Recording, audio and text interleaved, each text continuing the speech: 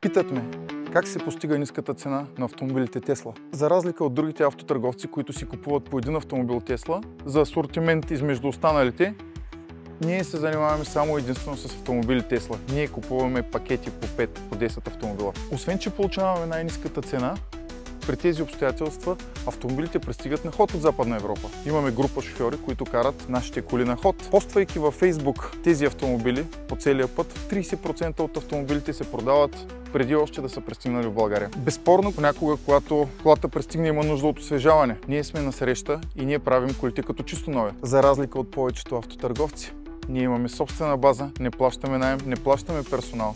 Всичко това си е наше. На последно, но въпреки това важно място е факторът лакомия. Повечето автотърговци в България се стремят за еднократна печалба и не ги интересува мнението на клиента.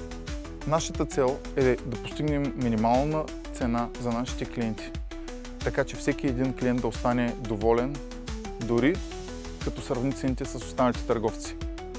Именно затова ние имаме 980 доволни клиента до тук. Винаги сравнявайте цените преди да закупите Тесла. Можете да се свършите с нас дори само за консултация при закупуване или поръчка от която и да е фирма.